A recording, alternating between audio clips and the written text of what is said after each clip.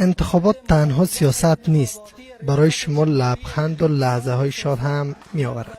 طنز، فکاهی، اشتباه لفظی و برخی حرفهای شاید ناخودآگاه گشایشگر روند انتخابات ریاست جمهوری شده است. جنرال دوستم اینجا نام همپیمان دسته انتخاباتیش را نمی داند. اسمت کردای او اشمت خو اسمت اشمت کلش یک شده صد کردای است. آنچه که برای عبدالله کارزار انتخابات ریاست جمهوری را جالب تر ساخته، نامنویسی گلبدین حکمتیار به عنوان نامزد بوده است.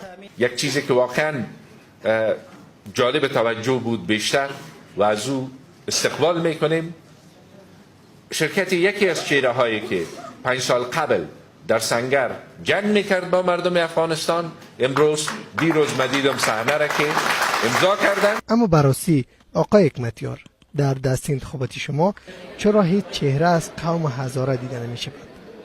من از قوم هزاره در تیم خود نمایندگی میکنم. اینجا چه خبر؟ تکت انتخاباتی حنیف اتمر. معاون نخست شما آقای اتمر را با حامد کرزی به اشتباه گرفته است. دوام صحبت های جناب کرزی سے باور ما است که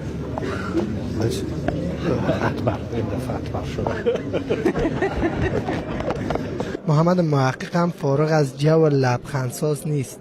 با یک فکاهی و خنده های قهقه به انتخابات ریاست جمهوری می رود. یکیش گفت بسم الله الرحمن الرحیم و شمس و ضحاها. طرف مولای دیگه سعی کرد گفت والقمر اذا تلاها. این عام چپنکی دید که ما خب میمونم، گفت برو از نم از پشت از مهاها.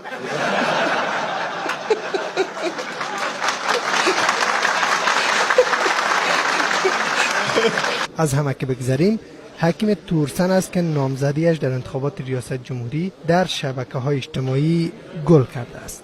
در آریانا نیوز ازش پرسیدند که اگر پیروز شوی برای اشرف غنی و عبدالله چه جایگاهی را مناسب می‌بینی؟ هر دویشان، نه آقای عبدالله و آقای غنی رو، ولی اینا رو شاگردای چاینکی پزم بگیرم. در شبکه‌های اجتماعی هم بازار شکل‌دهی دسته‌های انتخاباتی خیلی گرم است. از دسته انتخاباتی آقا سعید تیمنی تا ملالنده‌ای. یک مانده من که دسته انتخاباتیم را بسازم.